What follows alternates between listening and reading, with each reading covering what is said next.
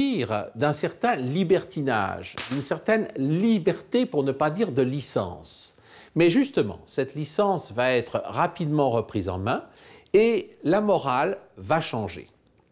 C'est-à-dire que nous allons nous trouver dans une recomposition de la famille dans laquelle la place de l'homme et de la femme n'est plus la même que sous la République. Si bien qu'on se retrouve avec ce que certains historiens ont appelé la naissance du couple, et en tout cas d'une certaine conjugalité, où l'homme et la femme occupent une nouvelle place. Se met alors en place une morale qui sera reprise ensuite par les chrétiens un petit peu plus tard et que nous appelons un peu facilement la morale judéo-chrétienne. Cette morale, nous la retrouvons inscrite sur les murs des villas de Pompéi. Certains habitants y font graver des maximes à l'attention de leurs hôtes.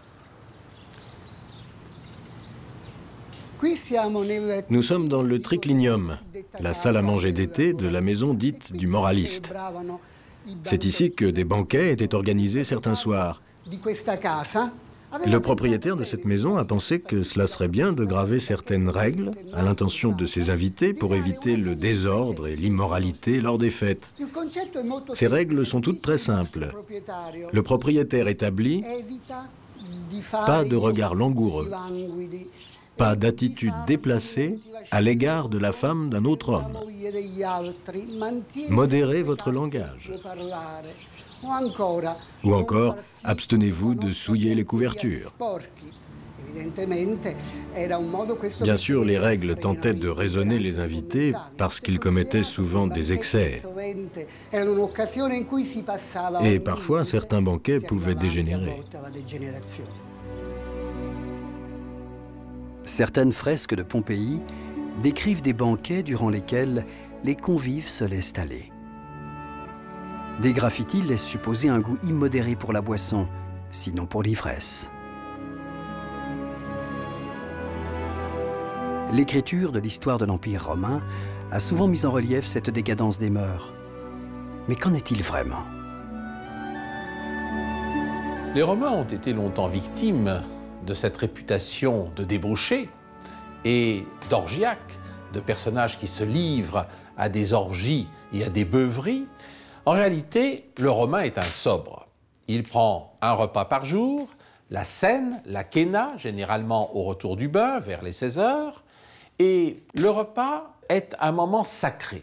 Et c'est cette dimension du banquet qu'il ne faut pas perdre de vue. Il y a toute une symbolique de la salle à manger.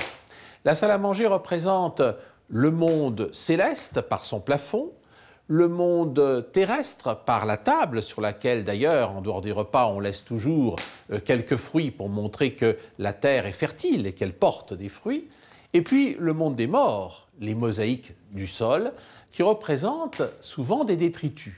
Non pas pour la simple décoration, mais parce que ce qui est à terre, et on avait l'habitude de jeter ces détritus sur le sol, ne devait pas être ramassé, c'était réservé précisément aux morts. Ainsi, le maître de maison est-il le maître de l'univers, au cœur même de la maison, dans ce triclinium, dans cette salle à manger, où tout n'est que superstition, où l'on mangeait allongé sur le coude gauche et en prenant la nourriture uniquement de la main droite, car comme l'on sait, la main droite est pure et la main gauche est impure. Ce spectacle du banquet est un spectacle total, car il n'y a pas que la saveur des aliments qui sont servis, il y a également le plaisir de la vue, le plaisir de l'ouïe, car des musiciens sont là, on récite aussi des poèmes, et puis, bien sûr, il peut y avoir des danseurs. C'est un véritable opéra, c'est un véritable spectacle total sur lequel règne le maître de maison.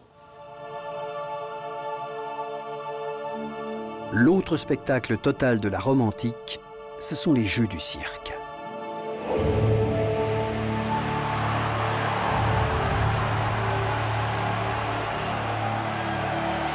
À Rome, 55 000 personnes, hommes et femmes mêlés, se pressent dans le plus grand amphithéâtre de l'Antiquité, le Colisée. À partir de la fin du 1er siècle de notre ère, les jours de divertissement se multiplient.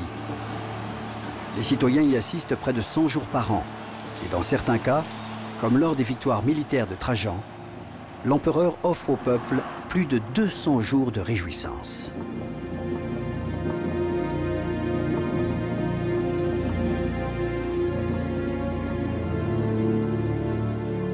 À cette époque, chaque ville de l'Empire possède un lieu de spectacle, théâtre ou amphithéâtre.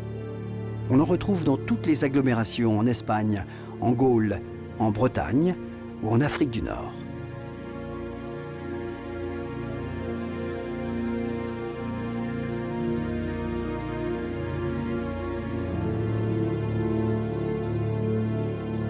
Mais le nombre de ces édifices signifie-t-il que les jeux sanglants étaient pratiqués dans tout l'Empire, avec la même ardeur qu'à Rome?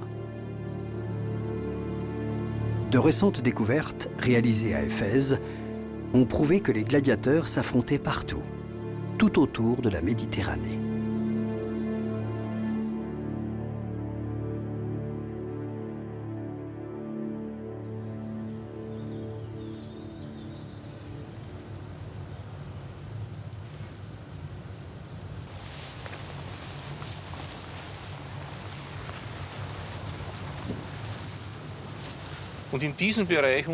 Nous sommes à côté de la rue principale d'époque romaine, une rue appelée Damianus Stoa, conçue pour les processions.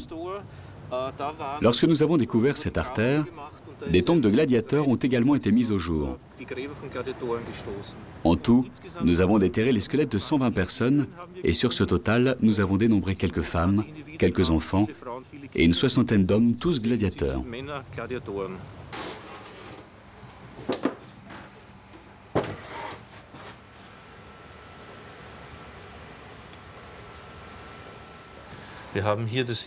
Nous avons là un crâne humain.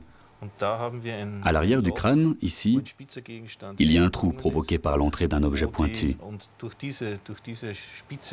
L'homme qui a reçu cette blessure en est certainement mort.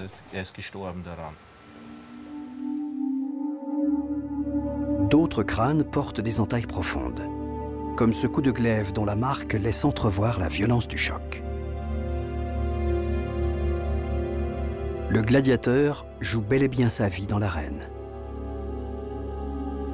Ces hommes sont des prisonniers de guerre, des esclaves, plus rarement des hommes libres. On a longtemps cru qu'ils étaient jetés dans l'arène sans préparation.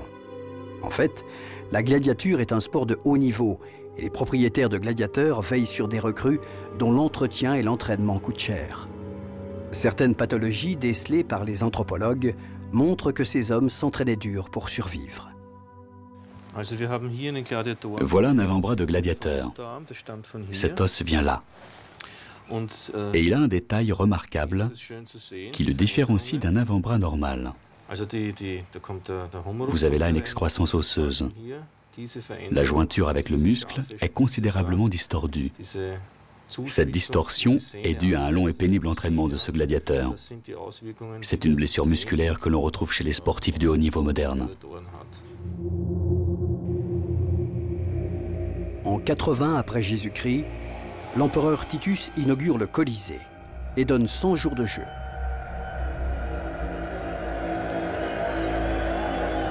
« 3000 animaux et 2000 gladiateurs meurent durant ces festivités. Dans toutes les arènes, des milliers de spectateurs se pressent pour assister à ces spectacles. Ils parient sur les courses de chars, dont certains conducteurs, les auriges, sont des héros. À Rome, le Circus Maximus accueille 150 000 personnes qui encouragent leurs champions.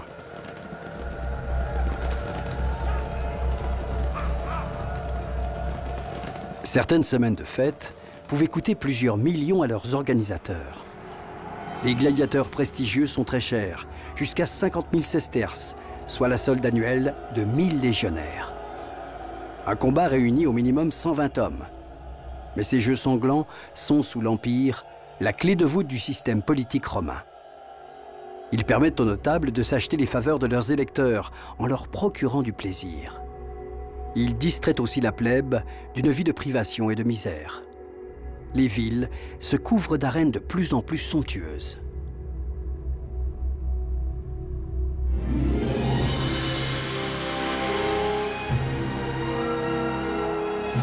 Il faut dire que les Romains sont passés maîtres dans l'organisation de ces festivités.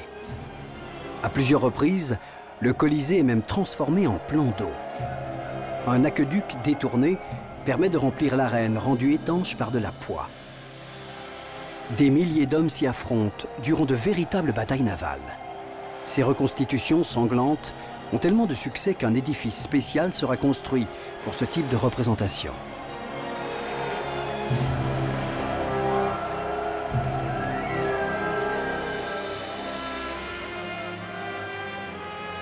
Toutes les classes sociales affluent sur les gradins du Colisée, partageant les spectacles offerts par l'empereur. Rome compte alors 1 million d'habitants, dont la plupart n'ont jamais quitté la ville. Pour eux, le cirque est aussi un moyen de se dépayser et de voir le monde romain au travers des parades, des combats opposant des prisonniers étrangers ou des chasses durant lesquelles on reconstitue la savane d'Afrique. Car le Colisée est aménagé comme une formidable machine pouvant accueillir tous les types de représentations. Tout y est prévu.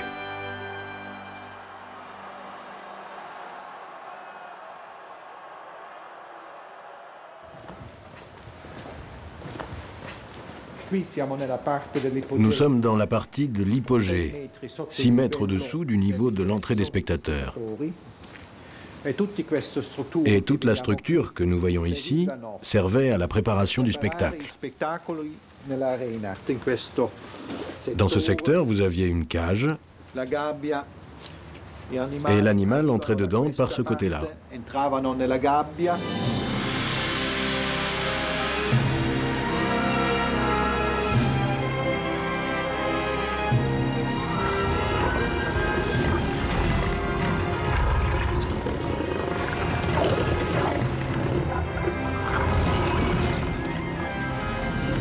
Dans les entrailles de ce vaisseau de pierre, éclairé par des milliers de lampes à huile, 28 ascenseurs de bois sont actionnés par plus d'une centaine d'esclaves. Ils soulèvent, à l'aide d'un câble et d'un contrepoids, des cages de bois. Ce système permet d'emmener sur le sable de l'arène les fauves, mais également tous les décors pour reconstituer une savane. Des rochers, des palmiers, des arbustes prélevés à grands frais en Afrique.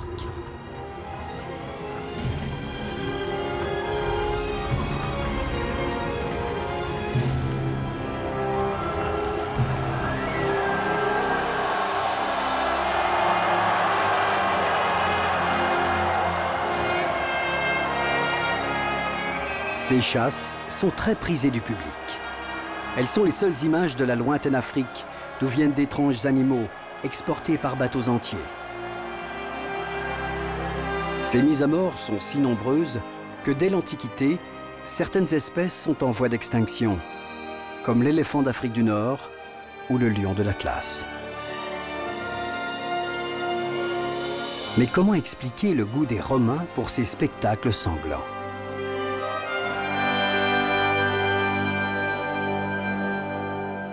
Si l'on interrogeait des Romains aussi peu sanguinaires que Cicéron, Pline le Jeune ou même Sénèque, sur la vraie valeur morale de ces jeux, nous aurions une grande surprise.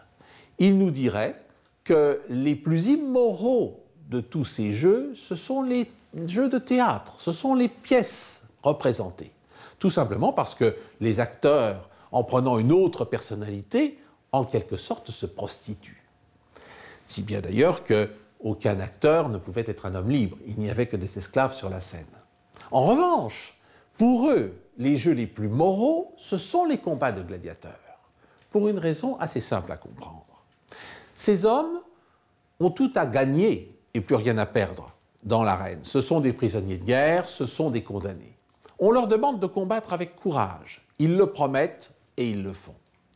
Les spectateurs, eux, ne font plus rien. Ce sont des citoyens oisifs qui n'ont plus vraiment de rôle politique à jouer. Alors, l'espace d'un moment, ils retrouvent, au travers de ces gladiateurs, la virtus romana, le célèbre courage, la célèbre vertu romaine qui était celle de leurs ancêtres et qui est mimée, en quelque sorte, par transfert dans l'arène par l'intermédiaire de ces gladiateurs. Mais les jeux coûtent de plus en plus cher. Ils grèvent le budget de l'État, déjà mobilisé par les dépenses militaires.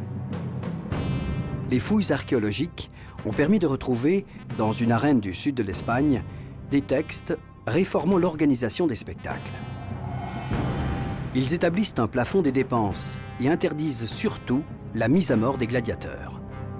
Désormais, l'argent ne doit plus être gaspillé. Ces dispositions témoignent de la crise engendrée par le système. Elles montrent également que les jeux ont pris une place primordiale dans la vie sociale des Romains. Instrument politique, ils déchaînent les passions. L'historien romain Tacite a relaté l'affrontement qui avait opposé les habitants de Pompéi à ceux de Nuceria lors d'un spectacle dans les arènes.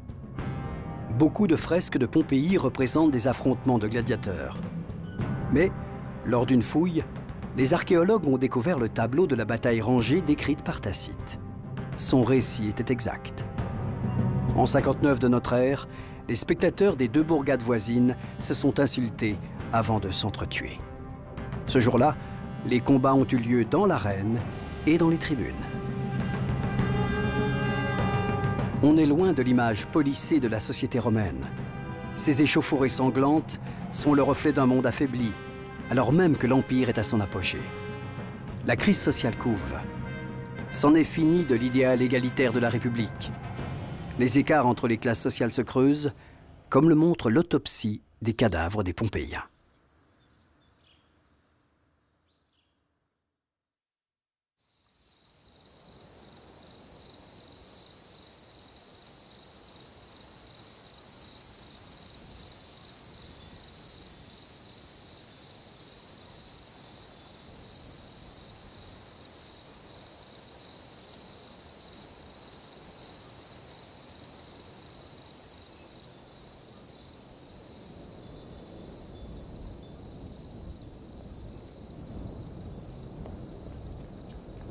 Dans la nuit chaude de ce mois d'août 79, Pompéi dort d'un sommeil lourd.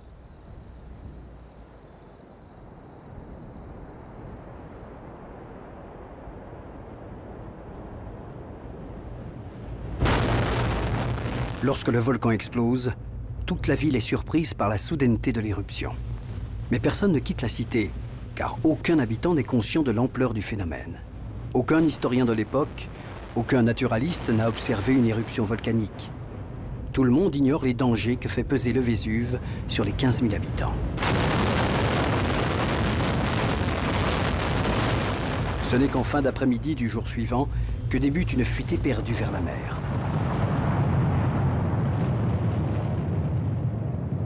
Pour beaucoup, il est déjà trop tard. Une première vague brûlante dévale les flancs du Vésuve, carbonisant tout sur son passage. Les Pompéiens sont saisis là où ils ont tenté de s'abriter. Des familles entières sont décimées. Les archéologues ont retrouvé les victimes là où elles étaient tombées, car personne n'a tenté de fouiller la ville après la catastrophe. Dans leur fuite, ces gens avaient tenté d'emporter leur trésor. Dans une petite ruelle, une riche patricienne serrait son collier le plus précieux. À ses côtés, un enfant d'une dizaine d'années enroulé dans un drap dont le moule a restitué jusqu'aux fines plissures. Un couple s'est effondré, asphyxié sous le porche d'une maison. Ils ont tenté de se protéger des fines particules qui obstruaient leurs narines et leurs trachées, en vain. Dans les plis de son manteau, l'homme cachait lui aussi ce qu'il avait pu sauver, des pièces d'argenterie devenues dérisoires.